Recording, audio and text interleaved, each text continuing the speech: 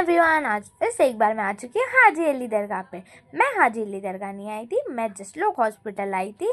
सो उसके पास में है हाजी अली दरगाह। तो मैं और मेरे पापा वहाँ पे भी निकल गए। हम लोग को जसलोक हॉस्पिटल आना पड़ता है क्योंकि पापा की तबीयत सही नहीं रहती, तो यहीं पर काम रहता है। और अगर हम लोग के पास जसलोक हॉस्पिटल से जल्दी हम लोग का काम हो गया सो हम लोग हाजी अली दरगाह भी चले जाते हैं। सो ये मैं आई कैब में, जसलोक हॉस्पिटल से हम लोग का काम हो गया, टाइम बाकी था तो आ गए हम लोग हाजी अली दरगाह पे।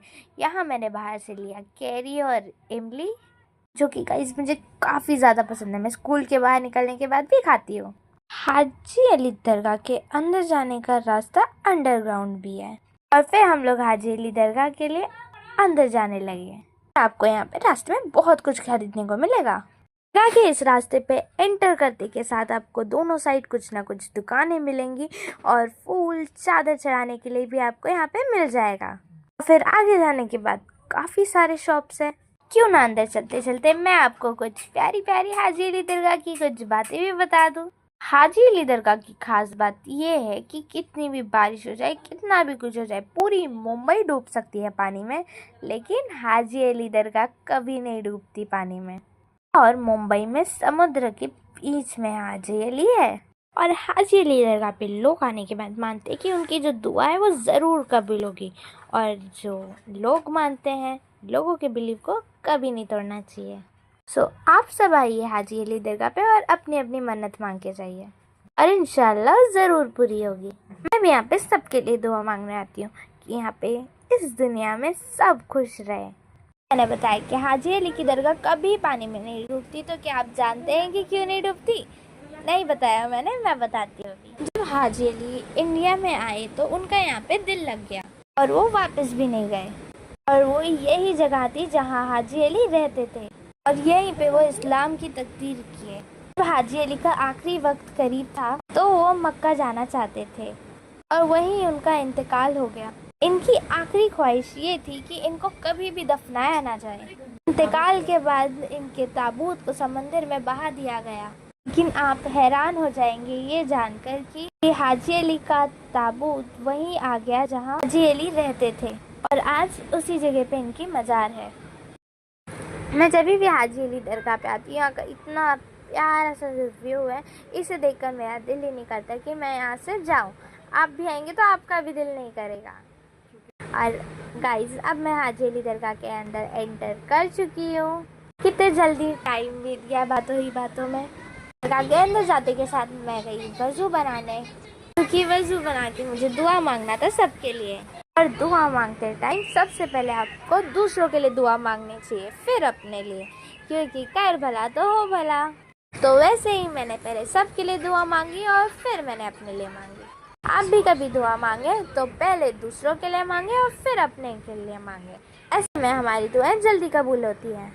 और फिर वज़ू बनाकर मैं आ गई यहाँ पे कुछ चढ़ाने के लिए लेने, और फिर लेने के बाद मैं चली गई दरगाह के अंदर दुआ मांगने के लिए। और दुआ मांगने के बाद मुझे यहाँ पे काफ़ी ज़्यादा सुकून महसूस हो रहा था कि मैं आपको बता भी नहीं सकती, इसलिए मैं थोड़ी देर यहीं रुक गई। मुंबई में आप कहीं पे भी घूम लो, लेकिन जो सुकून हाजी अली दरगाह पे मिलती है वो कहीं नहीं मिलती। आप मेरी वीडियो कहीं से भी देख रहे हो, अगर आप कभी मुंबई में आओ तो हाजी अली दरगाह ज़रूर घूम के जाइएगा। मेरे मन को यहाँ इतना सुकून मिल रहा है, इतना सुकून मिल रहा है कि मत पूछो। यहाँ पर सारे लोग दुआ मांगते हैं, काफ़ी सारे लोग दुआ मांगते हैं और मैं दुआ करूँगी कि सबकी दुआएं कबूल हो। यहाँ पे लोग मन्नत का धागा बांधते हैं और मैं भी चली गई मेरी मन्नत का धागा बांधने। क्या मांगा वो तो मैं आपको बता नहीं सकती। मांगते हैं वो सिर्फ खुदा से मांगते हैं, किसी को भी बताते नहीं हैं। फिर दुआ मांग के मन्नत का धागा बांधकर मेरे कलेजे को तो सुकून मिल गया। और अब मैं यहाँ पे कुछ देर बैठी हूँ क्योंकि मुझे हाजी अली दरगाह पर यहाँ पे बैठना बहुत ज़्यादा अच्छा लगता है। बस चले तो मैं डेली आके बैठूँ, लेकिन नहीं आ सकती ना, 1 आवर की डिस्टेंस पर है। हाजी अली के बाजू में मेरा घर होता तो कितना अच्छा होता। डेली आके बैठती और समुद्र की लहरें देखती और दुआ मांगती। सुकून मुझे हाजी अली दरगाह आने से मिलती है, वो सुकून मुझे कहीं पे भी नहीं मिलती। आप सब भी हाजी अली दरगाह को दूर से देख के दुआ मांग लीजिए, सबकी भी दुआ कबूल हो जाएगी इंशाल्लाह। दुआ में बहुत ताकत होती है।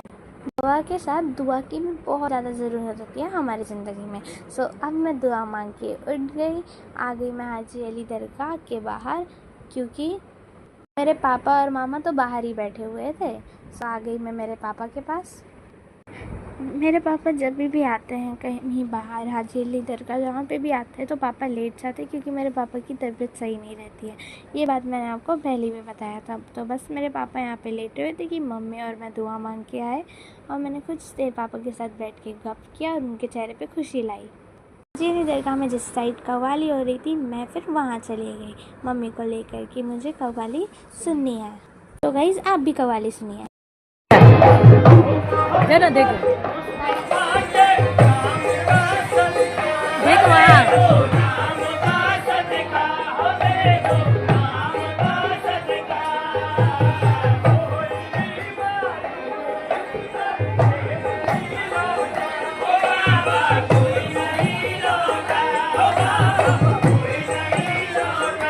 कव्वाली लेने दे।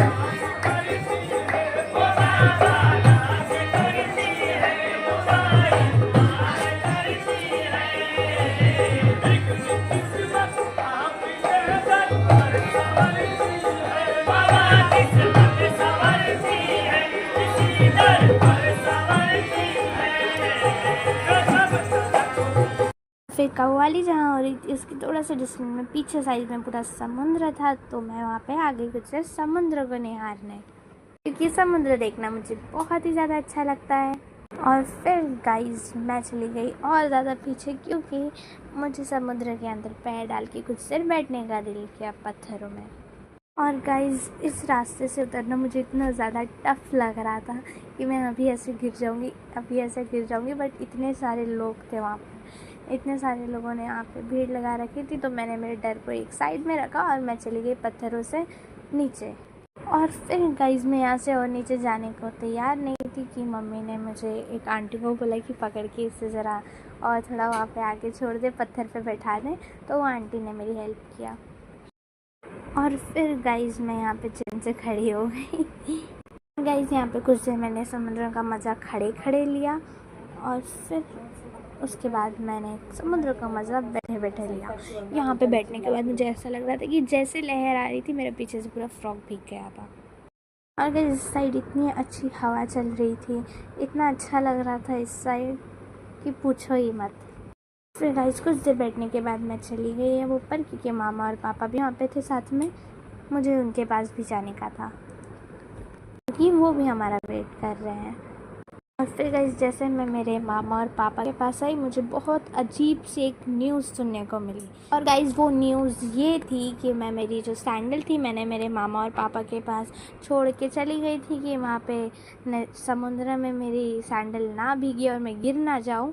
और आने के बाद मुझे ये मामा और पापा दोनों बात करने में इतना ज़्यादा बिजी हो गए थे कि मेरी सैंडल कौन लेकर गया कुछ नहीं पता था। बच्चा बताइए मेरे फैंस को भी देख ला। गाइस मेरी सैंडल गुम हो गई है जगह पर मैंने मामा और पापा के साथ छोड़ के गई थी और गायब हो गई है, और मुझे दुख झेलना पड़ रहा है गाइस। सब चप्पल पहन के चल रहे हैं, सैंडल डाल के चल रहे हैं, मैं अकेली। और इसके दिन आ दोगे। Guys, इस चीज़ से आपको ये सीख मिलती है कि आप चाहे मंदिर मस्जिद जहाँ पे भी जाए अपना पर्स सैंडल पर्स और जो भी आपका सामान रहे उसे संभालें। लोग जैसे क्यों देख रहे हैं। कितनी क्यूट कर रही है। गाइस हाँ अब आ गई है हमारी कैब, सो हम लोग निकल रहे हैं घर के लिए। So thank you for watching my video. मिलती हूँ मैं आपको नेक्स्ट व्लॉग में, तब तक के लिए bye bye. Thank you for watching my video, bye bye.